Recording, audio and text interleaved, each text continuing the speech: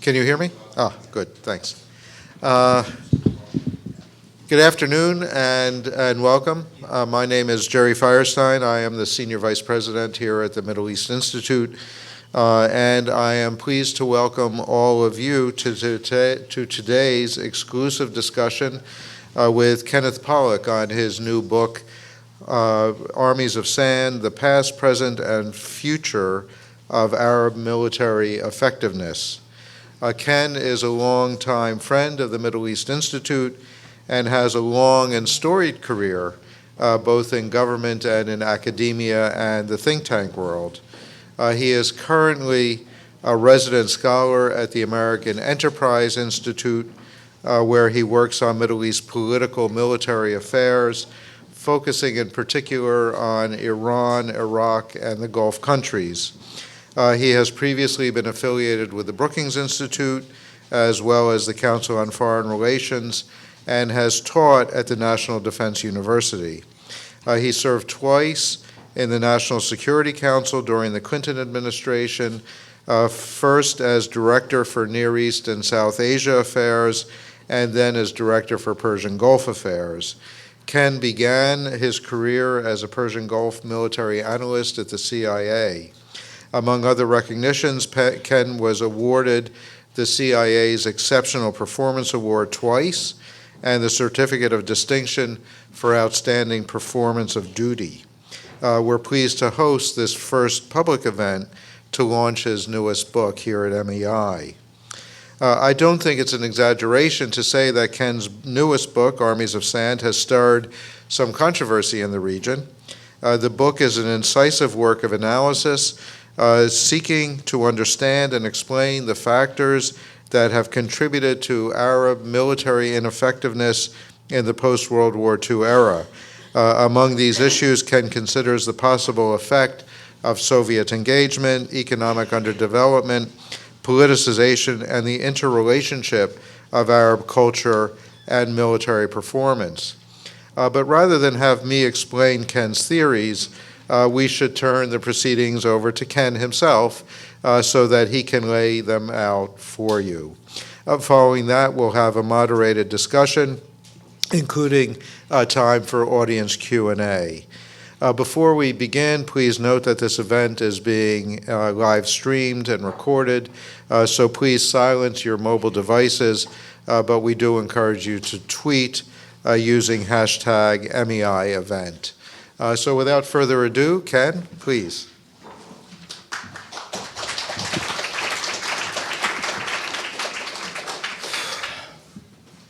Thank you, Jerry, for that very kind introduction. Thank you for bringing me back to MEI. It's always such a pleasure to be part of this organization and get the chance to talk to all of you.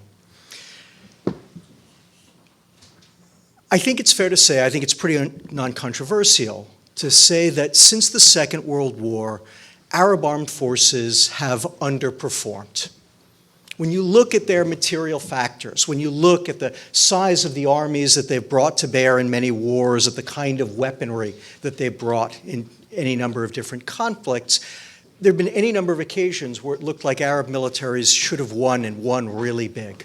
Time after time, you see this. And yet, time after time, it's also the case that the Arab armies, the Arab militaries, have either lost, and in some cases lost catastrophically badly, or even when they've won, they've tended to eke out rather modest victories in circumstances where, again, by simple material measures, they should have won much bigger.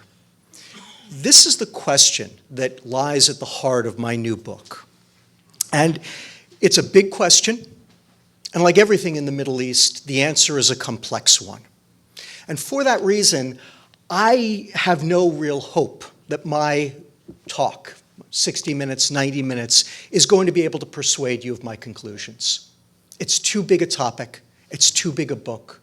There's 25 years of work that have gone into it. In many ways, even more than that, 30, 31 years of work that have gone into it. My hope is, though, that what I will be able to persuade you is to read the book. Because the book goes to great pains to try to explain what has come about in the Middle East over the past 70 years and what it is that has so consistently hobbled Arab militaries. Again, the answer is a complicated one, but the answer ultimately is about Arab society itself. Raymond Aron once famously said that every military is an outgrowth of its society. It's an incredibly important statement. It's important for dumb military analysts like myself, because military analysts have had a tendency far too frequently to assume the opposite, to assume that what mattered to militaries is simply the number of men and the number of weapons and how good they are. And if you go on the web, yes, it's certainly true that half the web is pornography. The other half of the web is warnography. Right? It's a bunch of guys in forums debating whether the P-51D was better than the Focke-Wulf 190A. Right? Like that really matters. Right? And far too often when we think about militaries, that's what we've tended to do.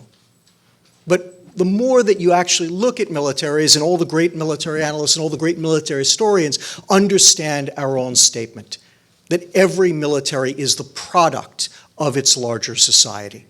And that's what's really at the heart of my book. And obviously, this is of more than academic interest, especially at this moment in time.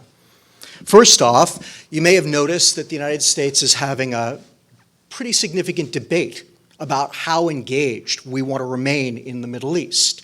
But even those who'd like very much to see the United States transition out of the region don't necessarily want to turn it over to the likes of Iran and Hezbollah or Daesh or Al-Qaeda or all of these other deeply anti-American groups. And so at least in theory, what we'd like to do is leave behind strong Arab armies able to defend themselves against these threats so that we no longer have to. Right? And obviously the American military presence in the region is not without its own controversies, and there are many folks in the region who really would like to be able to take care of their own military problems and not have to rely on us to do so. But that requires those strong Arab armies. And one of the things that I've experienced, and I suspect that many of you have experienced as well, in fact, some of you may have actually had the first-hand experience of being out with American troops in the field as we have sought to build better, stronger, more capable Arab armies, is the constant frustration that they've experienced and the difficulty in doing so, underlined by events like the collapse of much of the Iraqi army in 2014 when Daesh attacked. Right? These are critical problems that speak to how this issue, the underperformance of Arab armed forces over the past 70 years, is directly influencing American national strategic interests. And of course, let's also recognize something bigger than that. I imagine that pretty much everyone in this room, and I see a lot of familiar faces, is thinking about the international relations of the Middle East on a regular basis. And what we should all remember is the international relations of the Middle East all rest on the military balance, a military balance that has remained largely stable. And I hate to use that word when I'm talking about the Middle East, but it is true in this case. It has remained largely stable for at least the last 50 years. And it has been incredibly lopsided, with Israel and the United States, and to a certain extent Russia, able to do whatever it wants, Iran also having a significant military advantage, and the Arab states having almost no capacity to do anything about it.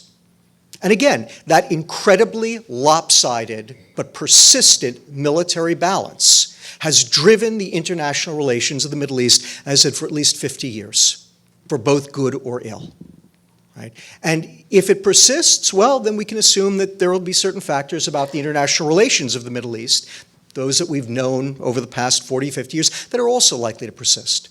But as you're going to hear me talk about at the end of my talk, I think those factors are going to be changing. And if I am right that the military balance in the Middle East is likely to change, and perhaps change in very significant ways over the next 20, 30 years, then the international relations of the region are also going to be transformed. All right.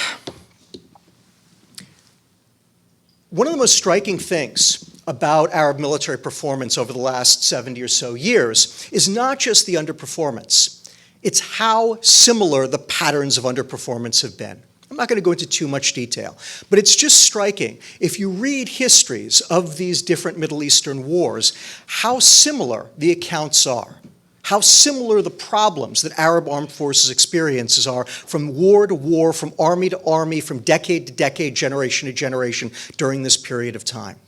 Oftentimes, it feels like you can read a description of Egyptian performance in 1948 and Iraqi performance in 2014, and they look like they are plagiarized versions of one another. Right? The same problems recur. It's not just the overall weakness, the overall problems, it's the actual micro problems that they experience. And so this lies at the heart of the explanations that I've been trying to derive for what's been going on for them. And again, I can't possibly explain this to you in all of its breadth and all of its complexity. You will have to read the book for that. But I'll give you a thumbnail sketch. You were good enough to come here, so I owe you at least that, right? The thumbnail sketch is that there are problems typically from the top to the bottom of Arab military hierarchies.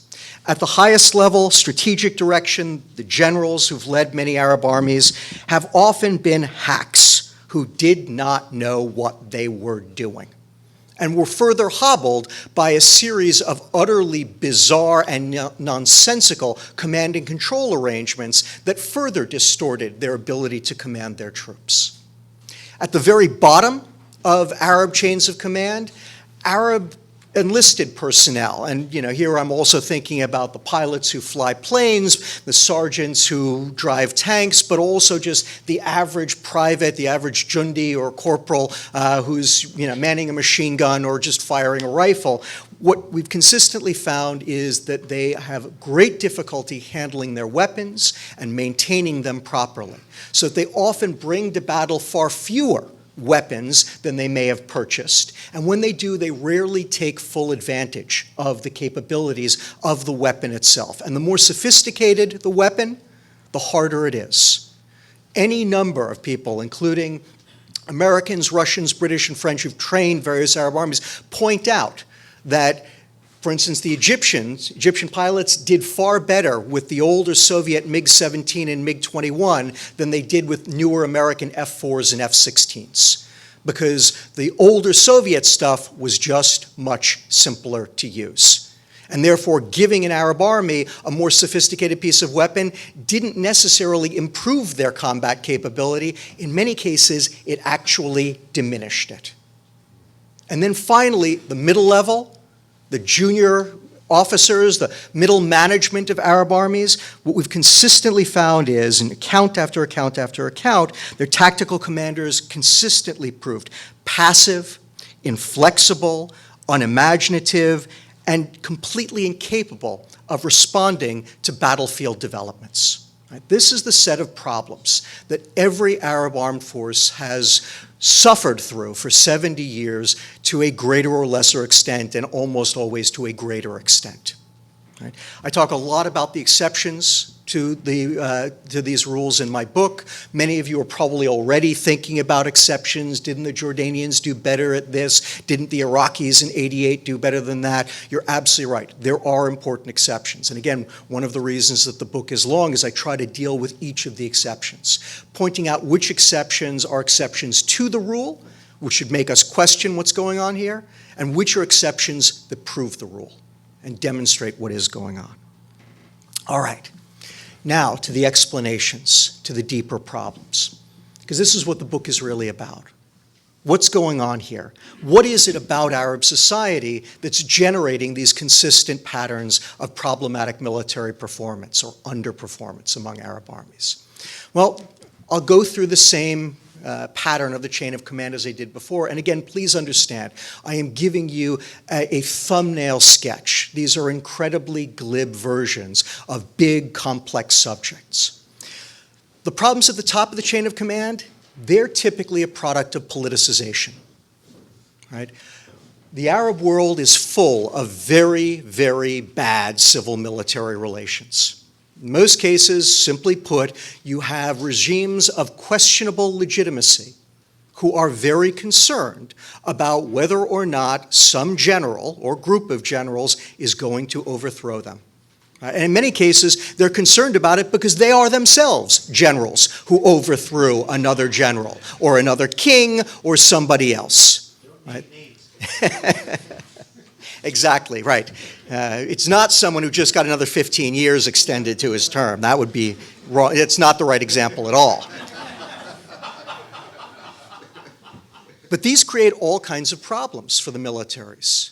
Right? In some cases, they are deliberately trying to hobble their military so that it can't overthrow them. Saddam Hussein is a brilliant example of that, where the guy actually put people in charge who he knew to be idiots to be sure that they would not be able to overthrow him. It's an extreme example, a really extreme example, but it's a good example of exactly what goes on.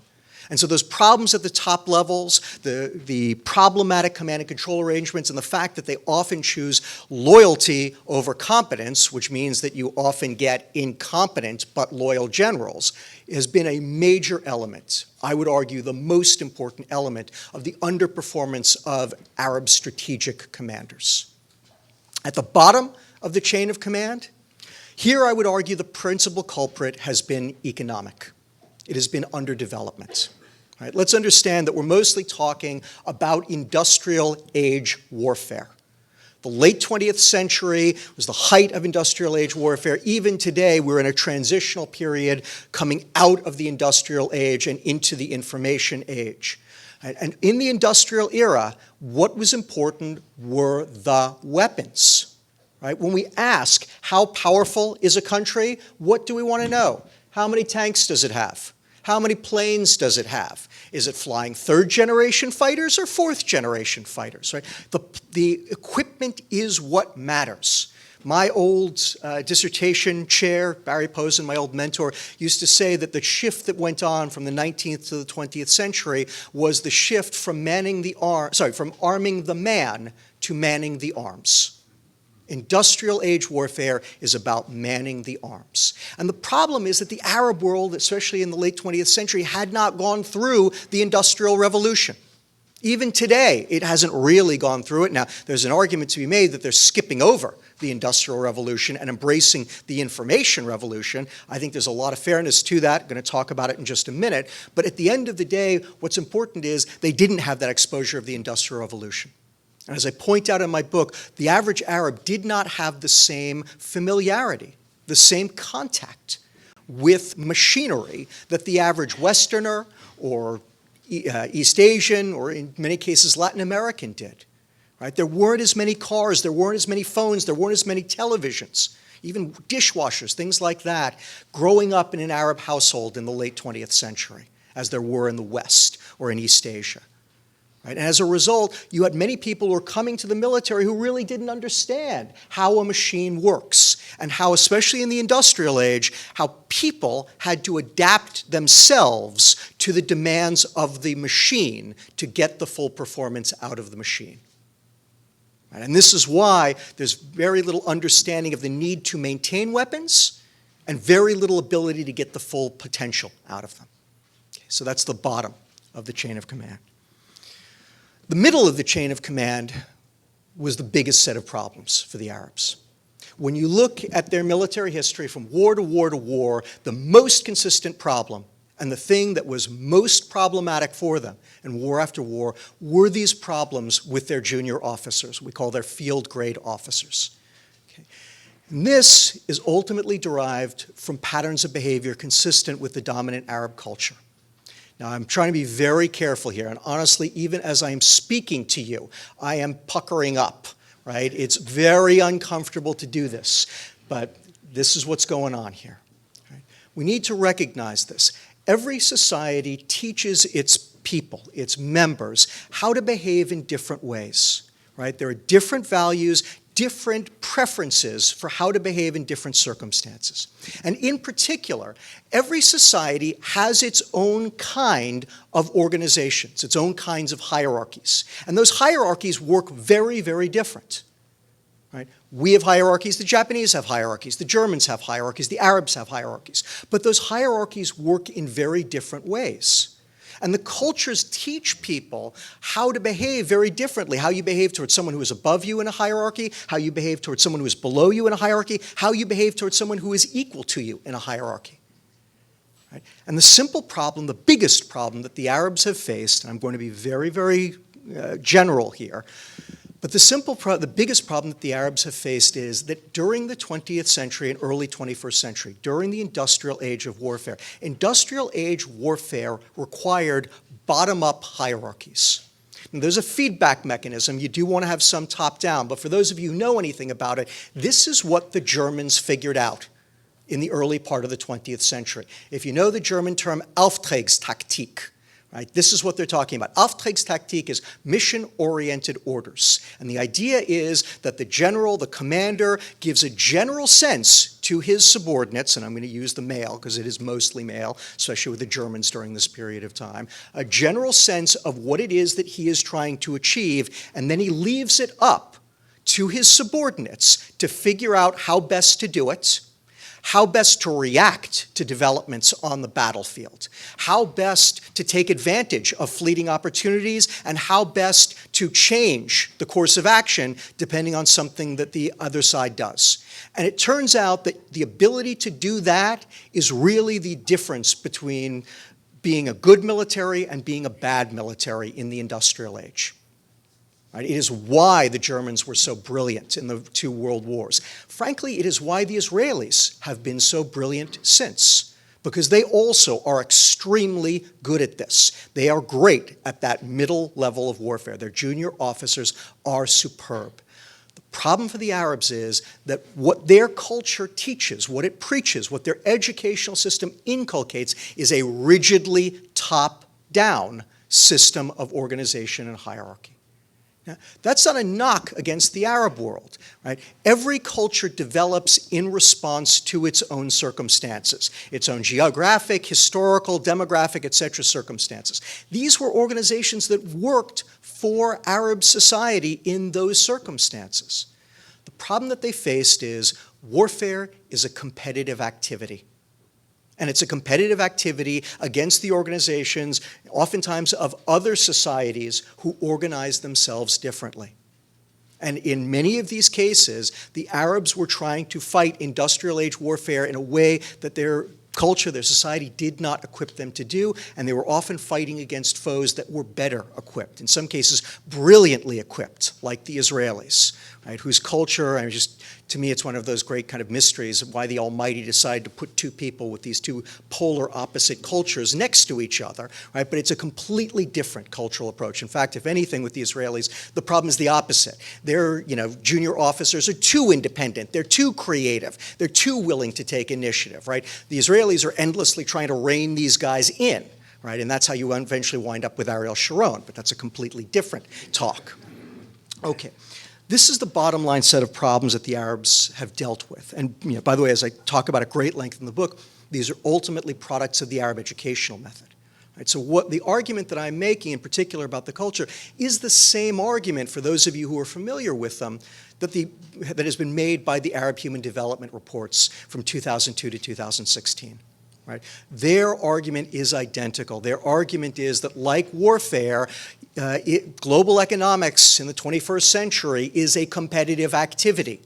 And these same problems in Arab culture and Arab education that have been disadvantaging Arab armies, what I argue is what has been disadvantaging Arab economic institutions. Right? Exactly what they're arguing. And it is ultimately all about the educational system. And by the way, for those, you oftentimes hear this, and I want to puncture this balloon, that this is ultimately a product of the bad politics because the dictators want this. Right? They may want it. That's actually unclear. There's actually quite a bit of evidence that dictators like Gamal Abdel Nasser and Saddam Hussein were trying to change the educational system because they wanted a more vibrant community. They couldn't do it because all of these educational systems predated the dictators.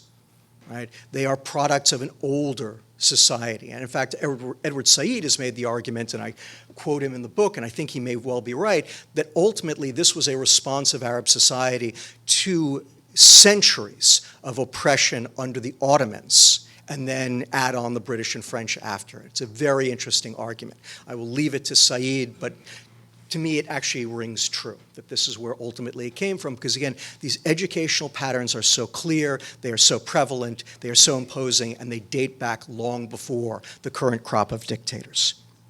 Okay. Let me turn to the future, because this is where I want to wrap up. Because it's always a problem. First, the moment that you start talking about culture, people assume that culture is changeless and timeless. It isn't. Right? The first thing that any cultural anthropologist will tell you is that culture is endlessly changing. It is constantly adapting. That's why culture is so valuable to human society. It is one of the reasons why humans have taken over the world. Right? Animals have nothing but instinct. We have culture. And culture changes much more quickly and adapts itself to almost anything. So first point is, culture is always changing, and it is changing now, and it is changing very quickly. And so as we think about the future of the Arab world, we need to recognize how the Arab world is changing on all these different vectors. Arab culture is changing dramatically as a result of globalization, as a result of political and economic changes, which are themselves also part of the transformation that's going on in the Middle East. Right? You have a generation of Arabs that is growing up that is deeply unhappy with their culture, with their economic situation, with their political situation. The 2011 Arab Awakening, Arab Spring, whatever you want to call it, that is a clear manifestation of these changes going on.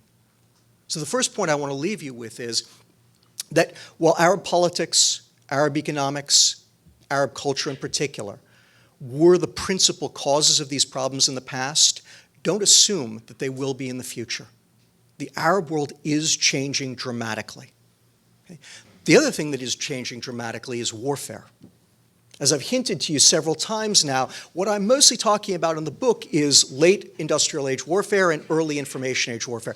But we don't know what mature information age warfare is going to look like. And the one thing that I think it is safe to say is that the skills that made for success in industrial age warfare are probably not going to be the same skills that will make for success in information age warfare. For those of you who know any military history, think back to pre-industrial warfare. Think back to the 19th century. Think back to the Battle of Waterloo or Austerlitz or whatever your favorite battle was. Think about how differently those armies fought, the skills that were required. Quite frankly, these Arab militaries today would have fared much better back then, because the traits that are a problem today would have been virtues back then. And all I'm saying is we don't know what information age warfare is really going to look like. We think we do, and we think it's going to be massively to our advantage, inshallah. But one of the things I always like to point out to people is that the early part of the industrial age, the country that looked like it was going to run the table, the country that looked like it was completely advantaged by the Industrial Revolution in warfare was Britain. Right? Remember, it was the British who developed the tank, developed the submarine, developed the strategic bomber. Right? The British developed most of the kind of innovations, steam-powered ironclad warships. Right? This is all the British, right? And they get badly overtaken by other countries as we get into the mature age. We may not be the country that comes out on top in the second part of this, and the Arabs may not be the ones who are as badly disadvantaged in the future. One of the main themes of this book is that Arab society as it existed from about 1948 to more or less the present did not generate the kinds of skills that were required by the dominant mode of warfare of its day, of industrial age warfare, and that created enormous problems for them on the battlefield. In the future, we're going to have a different Arab society and a different mode of warfare. And we don't know what kind of skills that Arab society is going to produce or what kinds of skills future warfare are going to demand. So in the future, the Arab world may someday be the Prussia of the Middle East, or maybe they will remain just armies of sand. Thank you all very much.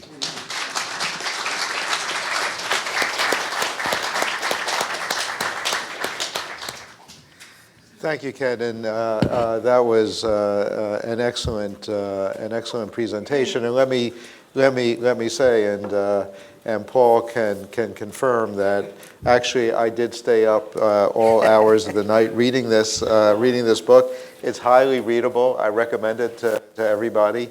It's an extremely articulate presentation of the thesis that Ken just provided to us. So congratulations, this is a magnum opus and very well done.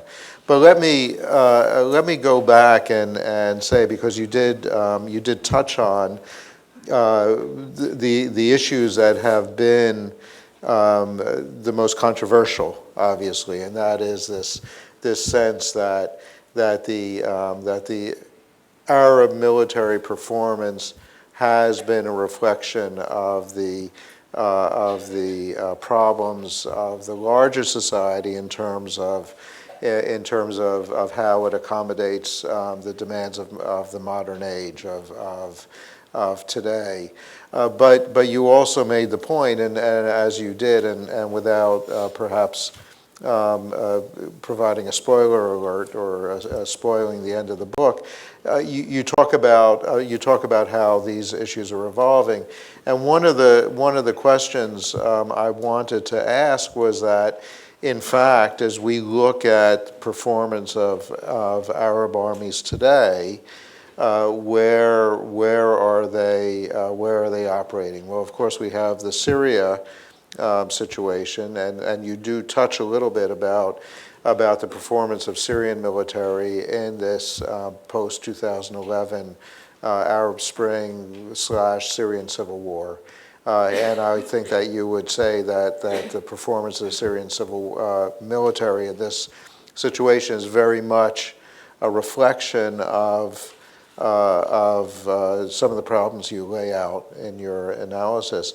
But then you have the United Arab Emirates, and you don't talk about the UAE in Yemen, but there I think the analysis would be very different in terms of how the UAE is performing, and of course reflecting, in fact, the views of many U.S. military observers, U.S. military that are working with them, that have analyzed. So I wonder if you could talk a little bit about why you see the UAE as perhaps being the leading edge of this cultural evolution in Arab military performance. Yeah, I think that's a great question, Jerry. I'm so glad you asked it, because as you point out, I didn't put the Emirates in the book. I wanted to. I considered it for some period of time. But the problem was, when I stopped writing and had to actually hand it to my publisher and let them put it through the printing press, it was unclear to me how much of the effort was genuinely Emirati. Right? There were all these stories that they were using Colombian mercenaries and Sudanese mercenaries, right? And I felt like, I couldn't just say, yeah, this is what the Emiratis are doing, because somebody would come back at me and say, it's not the Emirates, it's the Colombians, right? I think we now know, and again, I rely very heavily, as many of you know, I rely very heavily on my friend Michael Knight's work, who I think is superb. The Yemen civil war, and in particular on the Emirates military within that. And Mike does have me convinced that it is the Emiratis. It's not Colombians or Sudanese. So I'm wishing I could have put that in, but you're now giving me that opportunity. And there, what I'd say is, I think that the Emirates are, first, they've been very smart about this, as always. You know, you can say lots of things you can like or not like MBZ, but the guy is not stupid. Right? And he's been very, very careful about this. And I spent a lot of time, as you know in the book, talking about the exceptional militaries and using them as a template for, okay, what could you do if you wanted to improve Arab military effectiveness, create better militaries? And whether MBZ read my doctoral thesis or not, he's got it, right? He's figured it out, right? So first of all, he is taking a very small slice of the Emirati population. Right? And he is recruiting very, very high quality personnel, in many cases people who have had extensive Western education. Right? So they are different in that sense. They haven't necessarily gone through the Arab educational process all the way through. He is picking out people who are themselves different. Right? When I talk about the cultural predilections, right, understand that that's all they are. They're just tendencies. You can find plenty of incredibly aggressive, imaginative, reactive, responsive, flexible Arabs, right? The problem is you don't get as many as you need in this whole chain of command, right? And too many people who may act that way individually may get put in a position where they don't act that way because now I'm part of a hierarchy, and if I were just on my own, sure, I'll do this, but now that I'm part of an organization, I have to do this. Well, NBC has cultivated those people, right? He's picked them out. He has given them the freedom to do this. He's given them extensive Western training to go with it, right? He's also given them the finest weaponry that money can buy, and in many cases, he's picking out people, again, who have much more contact with technology, are much more comfortable with it, much more familiar with it, right? So he's basically eliminating all of the different problems that I talked about. He's eliminated the political by more or less picking out people he's comfortable with to command it. He's eliminated the technical problems by picking out people who are more comfortable with technology, and he's eliminated the cultural issues by picking out people who, I think the anthropological term would be, are non-culturally regular. Right, and putting them in a small force, and the Emirati force in Yemen has never been more than about 5,000 people, and most of the time it's been 2,000 to 3,000 people, right? You can pick out the best ones from that, and then he's put them in a position where they can have a disproportionate impact on the war, right? So small combat operations in a place like Aden, but mostly, quite frankly, fighting the way that we have fought in Iraq, punching with somebody else's fists. Providing strategic guidance, providing intelligence, providing some degree of command and control, and then providing fire support to what are mostly Yemeni infantry formations, right? Again, it is a brilliant idea, and it demonstrates what is capable even with an Arab military of today. In the future, more things I think will be possible. But I think for now, you're absolutely right. The Emirates have learned the lessons, at least for a state military. Right? There are obviously some non-state militaries that have also learned some lessons. Well, and I want to get to that in a moment and ask a little bit more about that. But let me follow up with this point, because and again, the book talks about the influence or the non-influence, if you will, of the Soviet engagement with our militaries. You make the point that, in fact, there is perhaps an exaggeration of how significant that impact was in terms of warfighting in 1967 and 1973. One of the things that you didn't talk about was the role of the United States and the influence or lack of influence of the United States. And I thought one of the most interesting anecdotes in the book was the discussion about the Egyptian military performance in 1991 and the fact that it drove Norman Schwarzkopf and many other American generals to distraction because they could not. So we have this situation. I mean, I remember. You're too young, but I remember. Thank you, Jerry. Pleasure. The 1970s or early 1980s, where we went in and fundamentally rebuilt the Egyptian military, replaced the Soviet Union as their military patron, both in terms of equipment and doctrine and training and everything about that. And yet, when you get to 1991, 10 years after the beginning of our major engagement with the Egyptian military, their performance is no better than it was in 1967. Or you can look at Saudi Arabia, where we were the ones who basically built the Saudi military structure from the very beginning. We did, the doctrine, we did the equipment, we did the training. So the Saudi military education was American. And yet, coming to today and comparing and contrasting to the Emirati performance, the Saudis are performing very much along the lines of what you would have predicted given your analysis. And so the question is, why has the United States been so ineffective, if you will, in creating the kind of military that can overcome? We were much more engaged with the Saudis than we were with the Emiratis, and yet the Emiratis succeeded where the Saudis haven't. So what's wrong with us?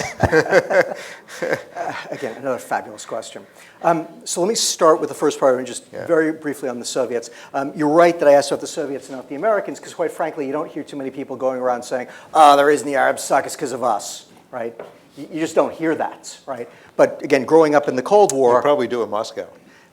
That may be. I haven't come across that. I went looking, by the way. But they're not ready to blame us.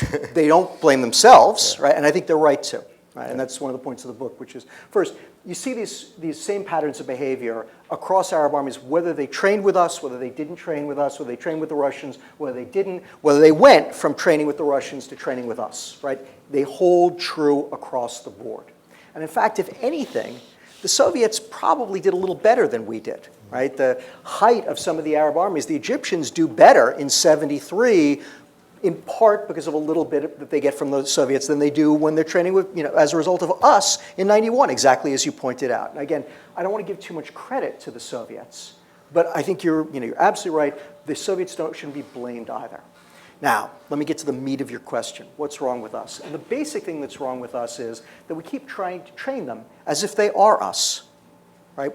We keep missing that lesson that I first started out with, that Raymond Aron quote, that every military is the product of its own society.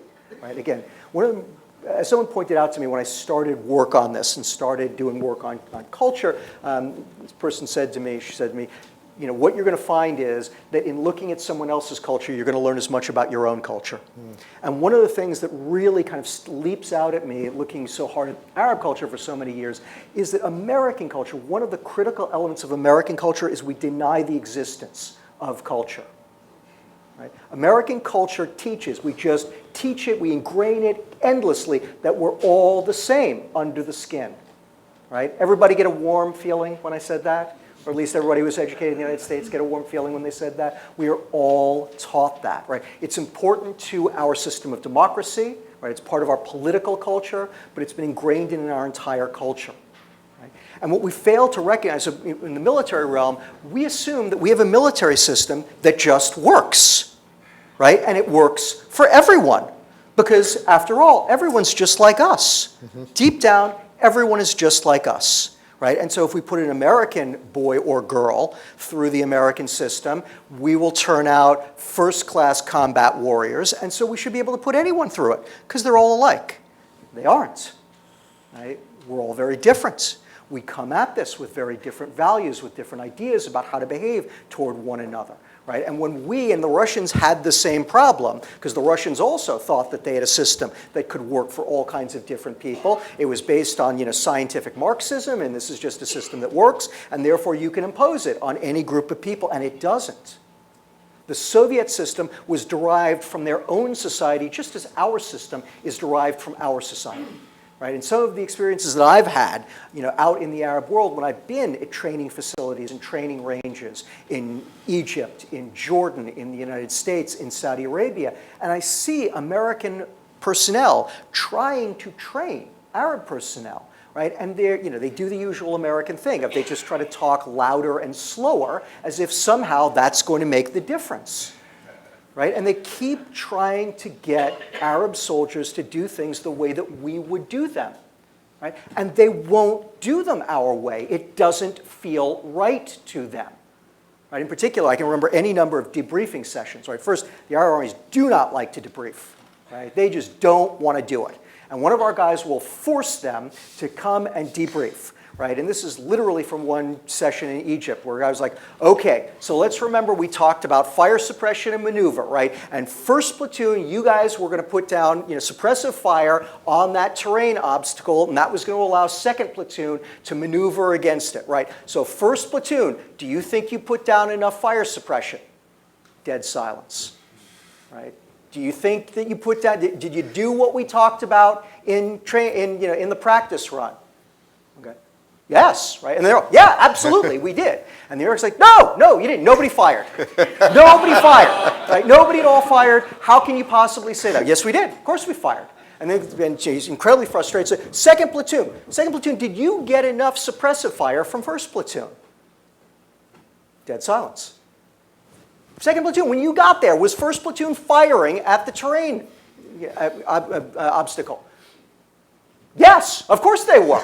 No, they weren't. That's why you guys didn't move. And just getting more and more frustrated. right? And then and you see again and again and again, we are trying to force them to behave the way that we would behave, right? And they're not going to do it. And so the problem that we've had, and you're absolutely right to point this out, is the problem we've had is to assume that our system will work for anyone, and to try to force other armies, and it's true beyond the Arab world, it's just particularly poignant in the Arab world, to force them to try to do things our way rather than figuring out, okay, what are the strengths and weaknesses that they have, right? And how do we develop operations and develop training that are going to emphasize their strengths, because they do have strengths, right? How do we emphasize those strengths, right, and play against those weaknesses? I mean, that, in effect, that's really what the Egyptians do in 1973 and the Iraqis again in 1988, where they develop a system that every American looks at and says, this is nuts. We would never mount a military operation this way. And they're right.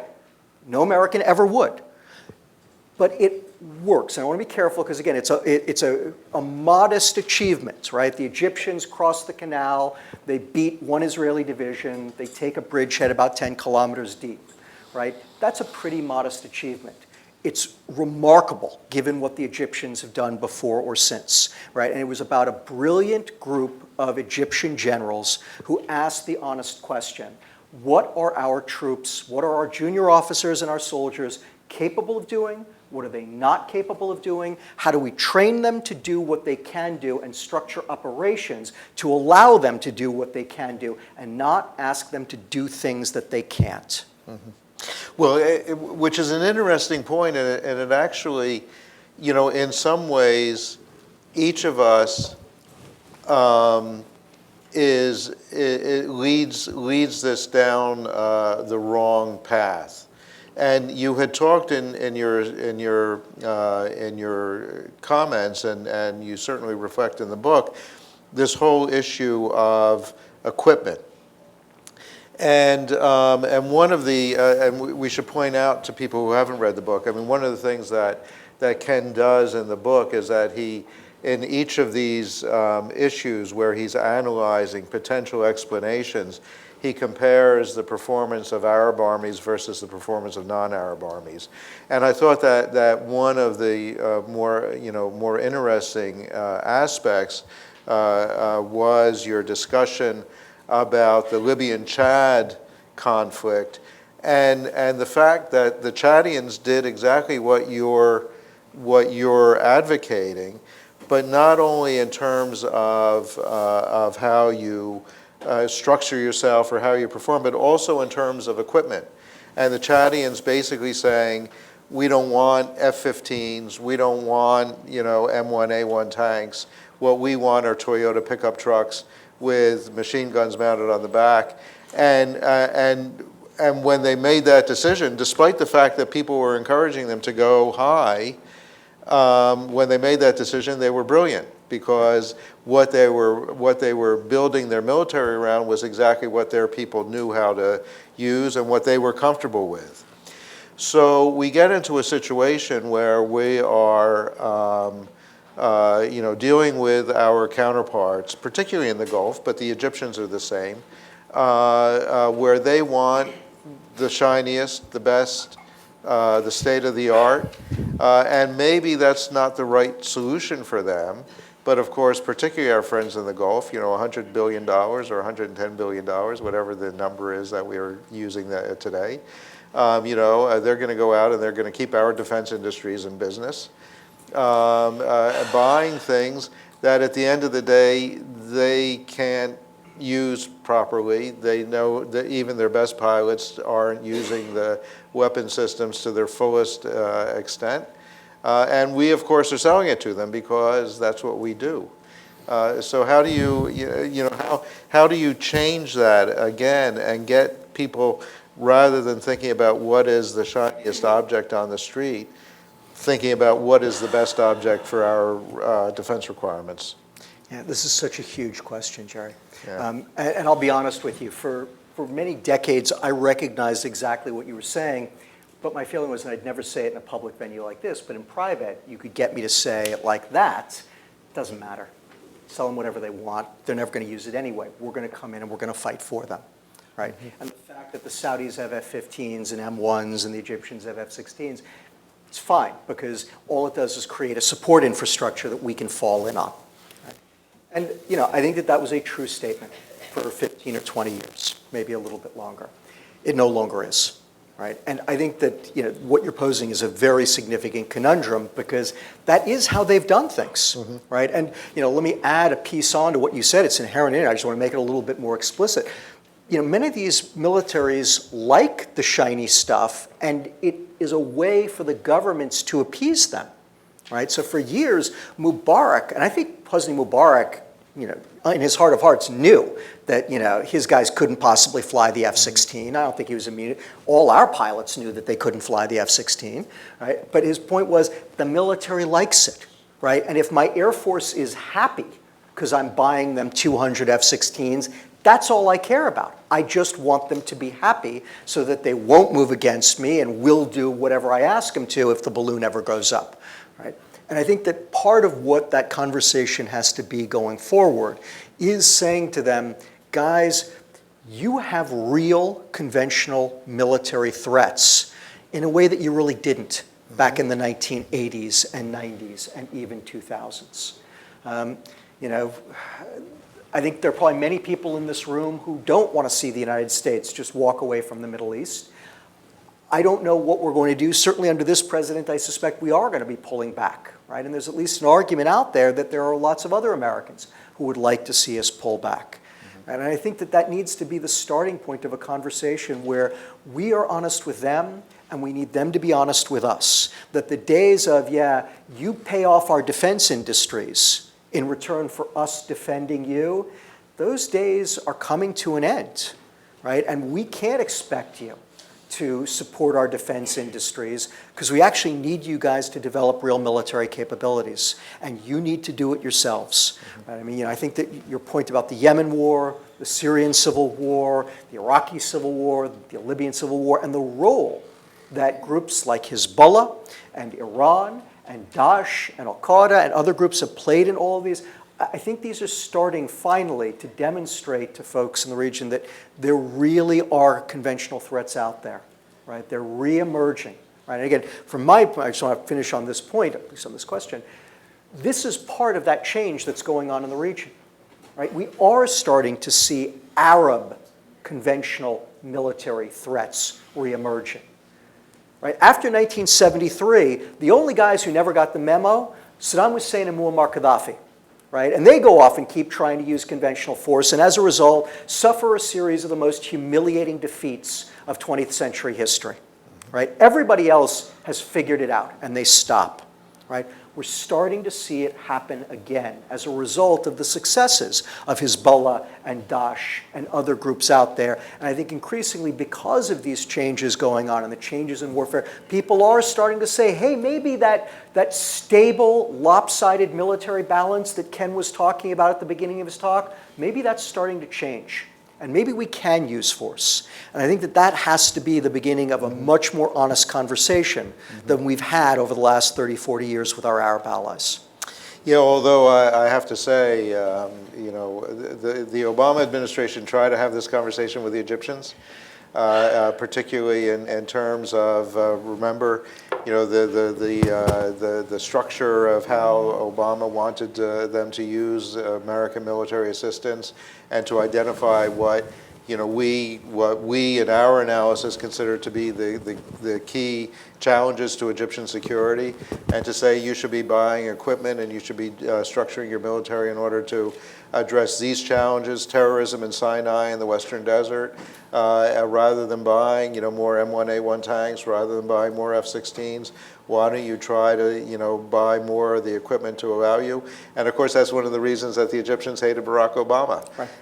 And as soon as the Trump administration came in, they threw that out and went back to selling the same kind of stuff that the Egyptians can't use. Dropping bombs from F-16s on villages in Sinai is not a solution to extremism in Sinai, and yet that's what we're doing. Yeah, I think you're absolutely right about that. I will just offer that I think that the Saudis are getting it a little bit more, because I think one of the lessons that the Saudis have learned from their Yemen experience is we can't just assume the Americans, even under the Trump administration right now, you can't just blame Obama. Now you've got Trump too, who isn't willing to fight the Yemen war for them. That's right. And the fact that they don't have that military capability. And again, I think that part of the reason why MBS does decide to go in is I think he is a little bit seduced by the weaponry, right? He assumes I've got the same weapons that the Americans used against Daesh in Iraq.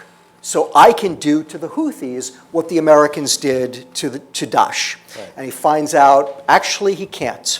Right? And I think, as I understand it, that there's some more interesting conversations between the Emiratis and the Saudis as a result of this, where the Saudis are now saying to the Emiratis, so what is it that you guys have done that's made you more capable, and how do we get some of that? Right. It's at least a starting point. Good. Okay. And then the last question, and then I want to give people in the audience a chance to ask their questions as well. But you talked, we've just been talking now and also in your presentation, you talked a little bit about some of these non-state actors who've had success. And again, these are people, if you're talking about Daesh, if you're talking about Hezbollah, you just mentioned the Houthis. These are people who came up through the same system, had the same education, have the same cultural background, and yet have achieved a degree of military proficiency that the state militaries have not.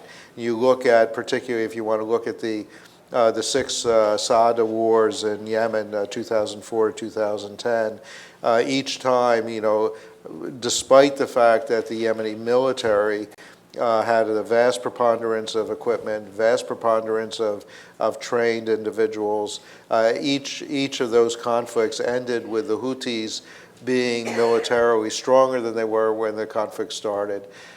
Now we have the situation now where, despite everything else, they have more or less held their own against a much superior military force. Hezbollah, which, compared to the formal military structures, has done rather well against the Israelis. Daesh, again, has done rather well against us and against others. So what is it about those non-state actors that allows them to succeed to a degree? I mean, they haven't defeated any, they haven't won any of these conflicts, but they are certainly performing better. Why are they performing better than the formal military structures? Sure. So, as again, because you've read the sections of my book about this, I treated it at some length. Right. I think there are a lot of different explanations. I'm just going to tick off the top 3 or 4, but there's a lot more to it. So the first one is, as you point out, they've done better. They're not fabulous, but they've also been fighting, in many cases, weak foes, right? So all the Arab armies that they've been going up against have all of the problems that I've been talking about in spades, right? And, a point that you made, our colleague Paul Salem made it beforehand as well, is, as we've been talking about for the last 20, 30 years, most of the Arab governments haven't really felt much of a conventional military threat, right? They haven't threatened each other. The United States has largely protected most of them, so they haven't. So there's all of those different problems. They've been able to indulge them, right? They've gotten even worse. So point number 1 is weak foes. Point number 2 is that many of these groups, starting with Daesh and Al-Qaeda and Hezbollah, bring a tremendous degree of zeal to the fight, right? They have religious indoctrination. They believe in many cases they are waging jihad, right? That helps a lot. It's a very conventional military asset. But if you've got very high morale, if you've got guys who are not afraid to die, heck, in some cases may welcome it, that's a military advantage, right? And especially, again, if you were going up against weak, demoralized militaries who don't want to die for their cause and know you're willing to die for yours, right? That morale imbalance is a very important one. Again, it's a conventional element, but it's there. Another one is, we didn't really talk about this too much, so I want to bring it out. I talked a lot about the problems that the dominant Arab culture and its behavioral patterns have created for Arab militaries, but it also has advantages for them. Right? I just referred to this in passing, but I didn't spell any of them out. Well, one of them, and my friend Mike Eisenstadt over at the Washington Institute has done some wonderful work on this, on both Hezbollah and Daesh, pointing out how both of these organizations deliberately try to recruit from families, from clans, right, from in-groups within the Arab world to take advantage of asabiya, right, of the strong internal ties that you get in Arab in-groups. This is a product of Arab culture. I point out, the Arab armies have had very uneven unit cohesion over the course of time, but one of the things that's been striking is how often you get Arab units that will cling together and keep fighting in circumstances where pretty much anybody else's military would have collapsed, right? And it's typically because that unit had that asabiya. Right? And Daesh and Hezbollah, they deliberately try to inculcate it, right? And they've often succeeded, right? And so that's taking advantage of an aspect of the dominant Arab culture. The last one I want to mention gets to exactly the point that I was talking about beforehand, about how the dominant Arab culture teaches the vast majority of its people to act within organizations. Remember that groups like Daesh in particular, like Hezbollah, all of them grew out of terrorist organizations. Right, that's how they started. Terrorist organizations are not typical Arab organizations. They are the opposite of it. Right? For terrorist organizations to survive, and let's also remember, many terrorist organizations don't. They die really fast. The ones that survive learn to survive in part by adopting that cellular structure that we always talk about, right? So small groups of people who have to be able to act almost completely independent of one another, right? And that's very different from these very top-down traditional Arab hierarchies. So you've built a completely different hierarchy, and then they go looking for the people who can actually perform in that kind of a structure. Right? So they've got, again, pardon the anthropological terminology, but they've got a non-culturally regular organization, and then they go looking to populate them with non-culturally regular people. Right? And because they have been fighting so long, right? Daesh beginning as Al-Qaeda in Iraq, obviously Hezbollah going back to not just 1983, but even groups before 1983, right? They've figured out who are the ones who can fight in this kind of environment and do well and who can't.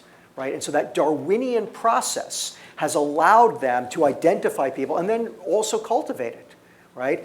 As I said, in many cases, a person can go one way or the other. Right? Culture is not determinative. Right? It just sets up a set of incentives. And in many cases, you can get a person who might act one way to act a very different way if you create a different incentive structure. And so it does that as well. And for all of these different reasons, exactly as you put it, Jerry, you find that groups like Hezbollah and Daesh, and I think you're absolutely right, the Houthis and Al-Qaeda, right, and the Nusra Front, Charles Lister is in here somewhere, right, and Charles has forgotten more about Nusra and the Syrian civil war than I'll ever know, right, but all these different groups, right, they take advantage of these different advantages that they have. Right, and it has given them somewhat better combat capability. And remember, in war, you don't have to be good. You just have to be better than your adversary. Right? And what we've seen consistently is that they're getting better than many of their adversaries. Right? And again, that's also feeding into exactly this point that I'm making, which is this very stable military balance in the Middle East, which no one questioned for decades, is increasingly being questioned. Because they look at groups like Daesh and like Hezbollah, and they say those guys did well, right? Hezbollah didn't actually beat the Israelis, but they did a hell of a lot better against the Israelis in 2006 than any other Arab army ever did against them. And maybe we can too. And maybe we can do better than Hezbollah. And if nothing else, that's very destabilizing for a Middle East that doesn't need any more conflict. Great. Thanks, Ken. And at this point, let's open it up to the floor for your questions. We'll take this gentleman here. Yeah, wait for the microphone, please. Thank you. Andrew Gable, Foundation for Defensive Democracies. First of all, thank you for a superb presentation. You got to this a little bit in your last question. You spoke to the potential strengths of Arab culture and how important it is to acknowledge these strengths in structuring an Arab force. I was wondering if you might go a little more into the details of how tangibly what this will mean downstream in terms of equipping and training. Sure.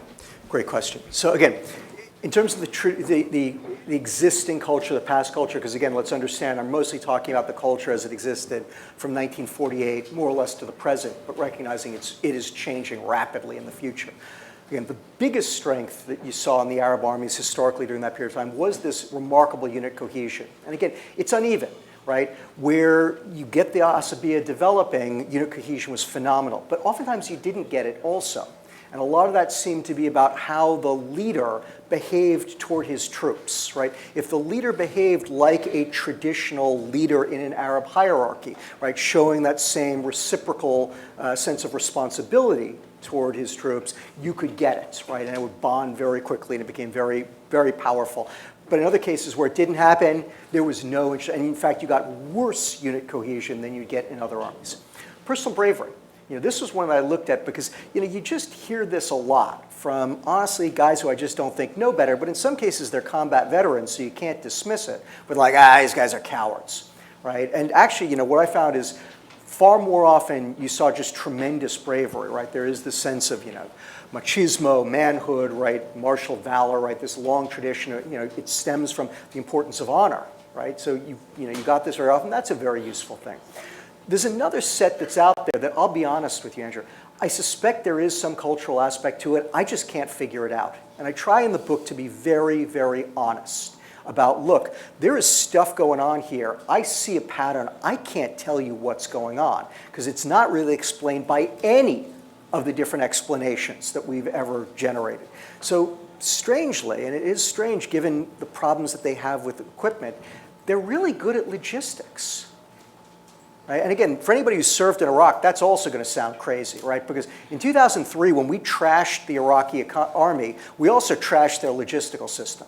And they are now utterly incompetent at logistics. But before 2003, the Iraqis were phenomenal at it. It wasn't pretty. It was incredibly ugly, right? But they got things done. They could move an entire corps out to the Golan in 73. They could move a corps the length and breadth of Iraq by 1988 and do it quickly and efficiently.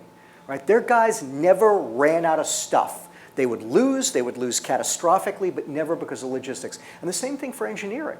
Right? Whether it's the Iraqis in the 80s or the Egyptians crossing the canal, very good at engineering. Right? And I can't quite figure this out, especially because, as Jerry points out, I compare the Arabs, particularly, I compare 15 Arab cases to 6 non-Arab cases, right? And what's striking is that the underdeveloped non-Arab societies have huge problems with logistics and engineering by and large across the board, except for the Cubans, right? Who we all know the Cubans can repair a 57 DeSoto, right? Like nobody's business. Well, they also are great when it comes to operating in the African bush, right?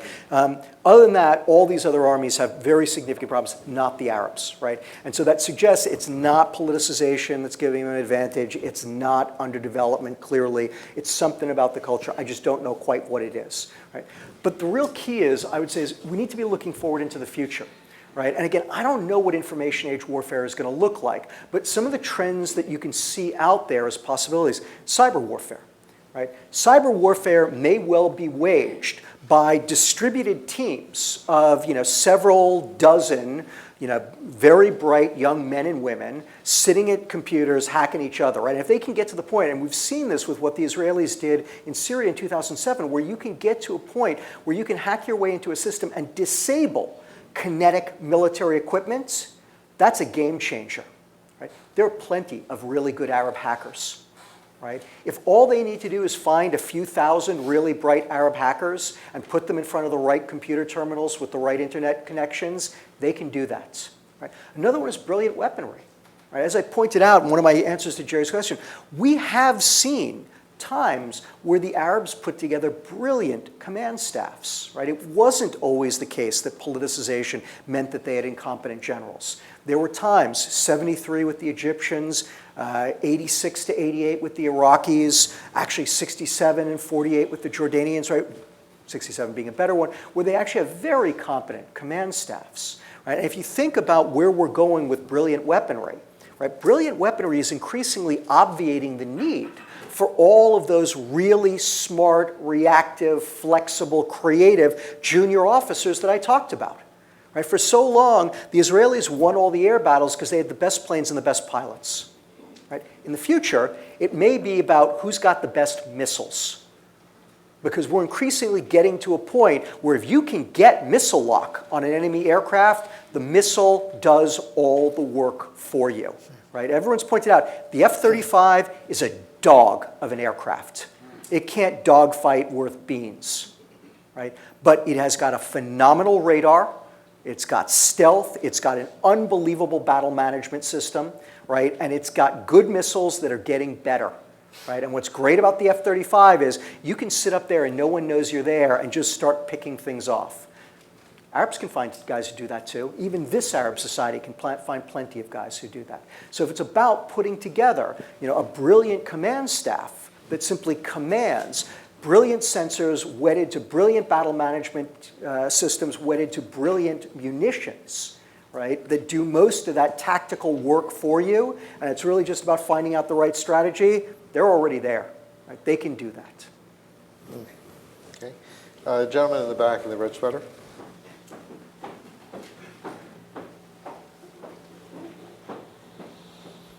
Thank you very much. Munzir Sulaiman, Al Mayadeen TV, based in Beirut, Lebanon. I want to follow up on the question of Hezbollah and the Syrian experience and the Israeli experience in 2006. The experience of the war in Syria, we witness close coordination between Hezbollah and the Syrian army. That experience compared to the performance in 2006 by the Israeli army, if there going to be any future conflict, what is your assessment of the Israeli army and the Syrian army in such a conflict? Sure. Let me start with a somewhat glib answer, and then let me give you a better answer. The glib answer is right now, I think if the Israelis and Syrians go to war, the Israelis will win bigger than they have ever won before.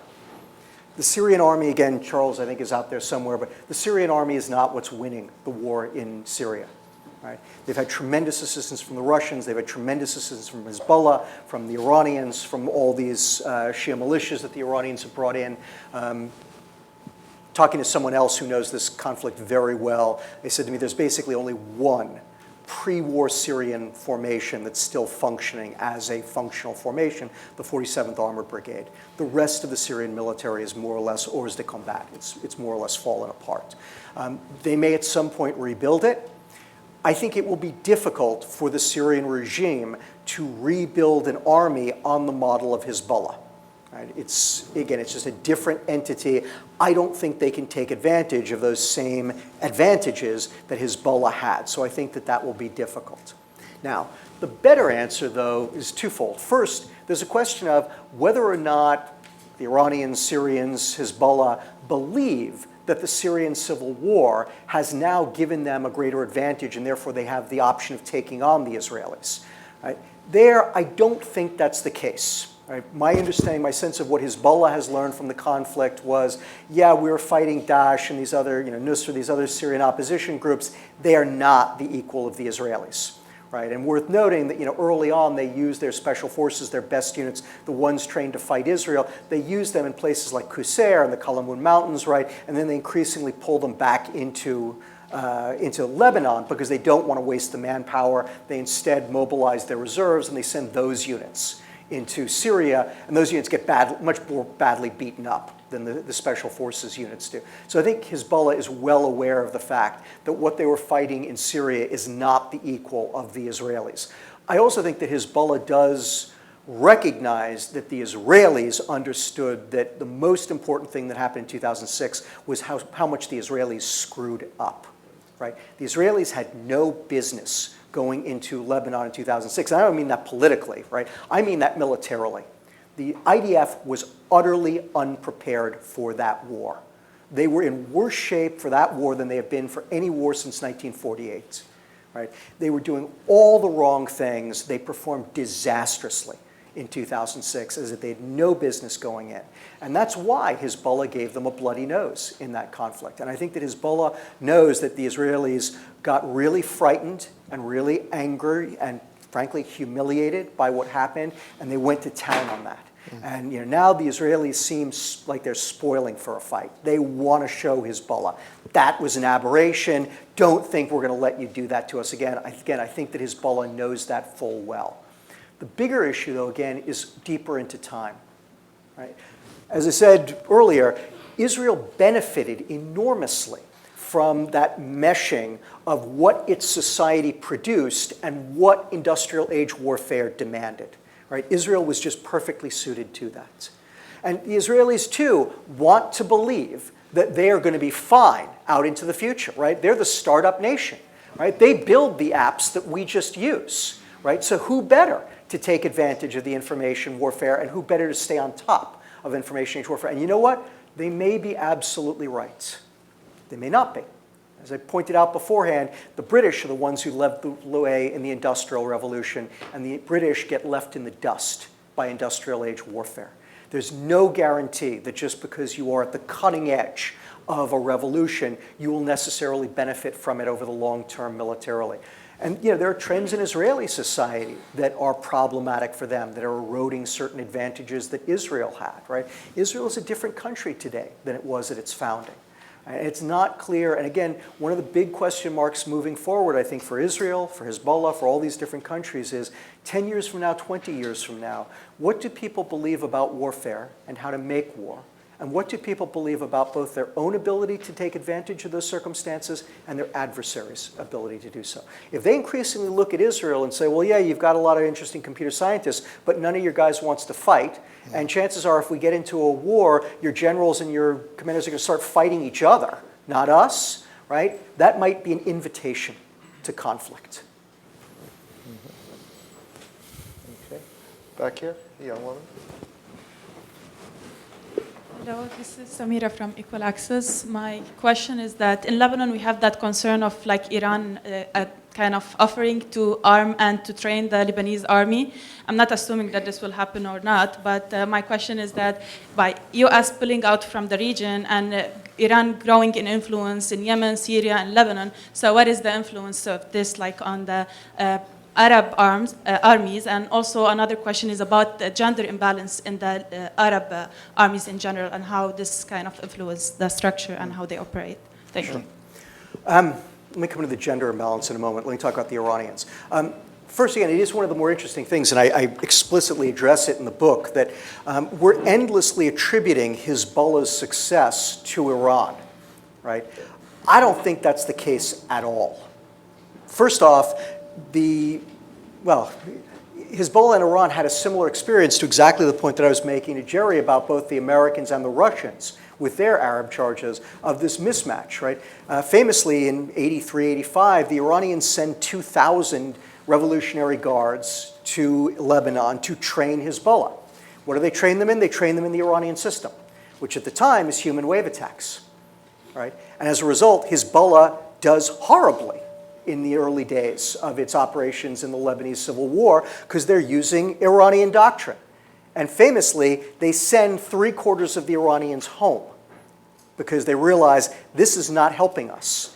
And instead, they go back, it's people like Imad Muhnia, right, who has fought with the PLO, among others, for many years, and has figured out how you're supposed to actually fight. And other guys who came from Amal, right, and they actually know how to fight, and they simply start applying the real-world lessons that they learned to Hezbollah, right, not the Iranians at all. And in fact, I would argue it's one of the reasons why you see Hezbollahis showing up all around the Middle East, wherever the Iranians are present, because I think the Iranians understand that Hezbollah is actually better than they are at fighting, right? And they take advantage of Hezbollah more than Hezbollah takes advantage of them. No question, Iranian money, Iranian weapons, all that's helpful. I think the Iranians are good at certain things, information operations. I'm sure Hezbollah tries to take that as much as they can. But in terms of the actual tactical performance, I put that on Hezbollah, not the Iranians. I don't think the Iranians are great at this stuff. They were not, they're better than the Iraqis during the Iran-Iraq war, but they're not fabulous either. Right, so we shouldn't be putting it on the Iranians and giving them credit. And again, back to the point that I was making with Jerry is, you see this time and again. It's very hard for one military to turn another country's military into a carbon copy of itself. Where they typically succeed is where the target military has enough intelligence, capability, self-confidence, call it what you want it, to take whatever lessons the guest military has to teach, and then they adapt them to their own patterns of behavior, their own society. quite frankly, right? And that's what the best militaries do. Honestly, that's really what happened with the North Koreans and the Cubans taking the Soviet system. That's, the Israelis never really take our system. They mostly take the German system, right? They study the Wehrmacht.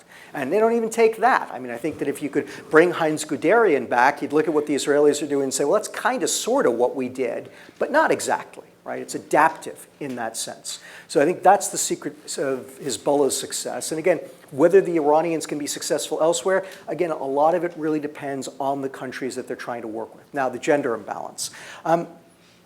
So far, it hasn't been a problem, right? So far, that's not been the issue.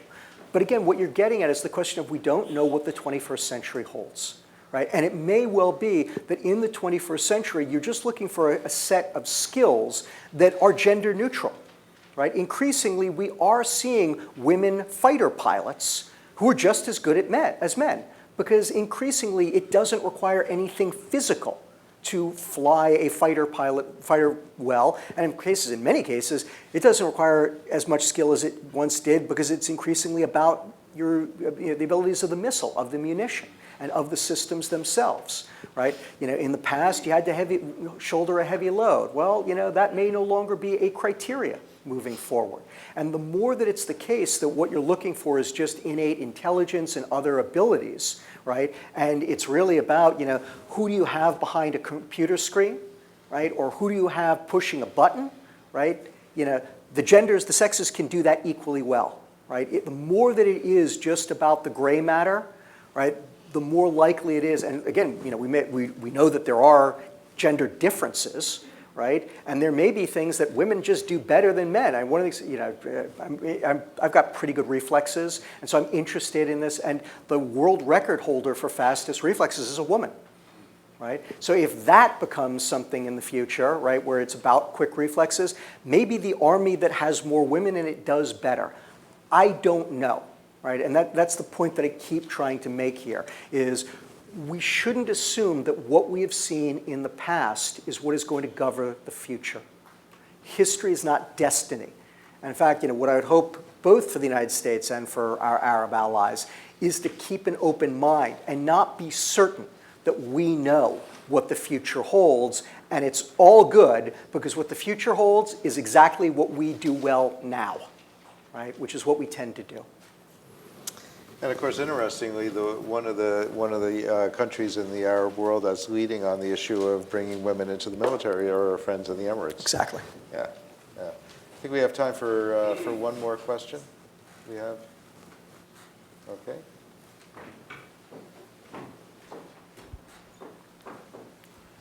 I'm a Peter Humphrey, Intel analyst and a former diplomat. I had a chance to look at this, and what was most striking over and over again was the frequency with which both appointments and promotions were made on the basis of my strain of Islam, my clan, my tribe, my ethnic group, so that if you got a competent colonel or above, it was almost the luck of the draw. And from that, I concluded that the most revolutionary thing the Arab armies could do would be to embrace a rigid Confucian civil service system. And so if a Turkmen guy rises up in the Iraqi army, he gets the general's appointment. Tough luck. Yeah. You agree? I might use the word meritocratic rather than Confucian.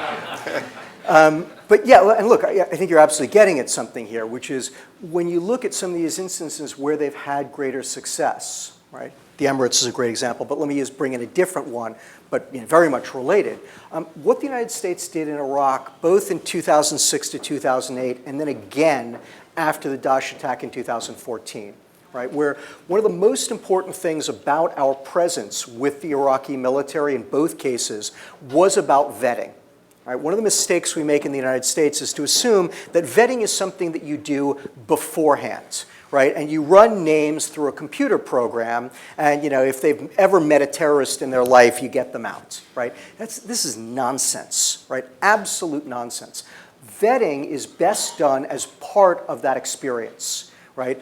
Training, combat, where you see who is capable, who isn't capable, who is loyal, who isn't loyal, who is corrupt, who is honest, right? All of these different things that we're looking for, the real way that you identify it is by working with them, Right? This is what people like Jim Dubik and Dave Petraeus brought to the reformation of the Iraqi army in 2006 and 2007 was we're going to partner with these guys, right? We're going to partner with them all through training and all through combat, and we're going to see who knows what they're doing and who doesn't, and the ones who do, we're going to make sure that they get promoted and put in positions of responsibility, and the ones that don't, we're going to get out, right? And it's that meritocratic process that you're talking about.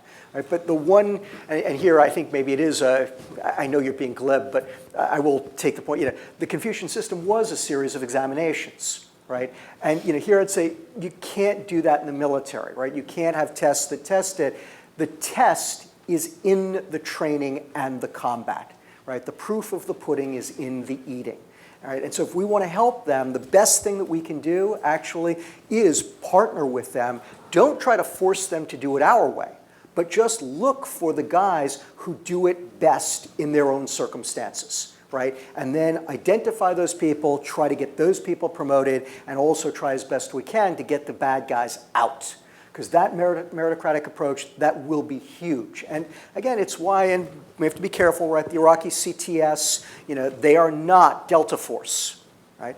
But they're unquestionably better, quite a bit better than the average Iraqi line formation. And it is because they have benefited from that constant relationship with the United States and our role in making sure that we helped pick out who the good ones were and made sure that they got ahead. Okay. Ken, thank you so much for coming and joining us. I'll say it again, do buy this book. I think it is going to probably be a basic reference to our military for many years to come. And it's very readable, even in the middle of the night. Again, thank you. Thank you to the audience. Thank you, Jerry. Thank all of you.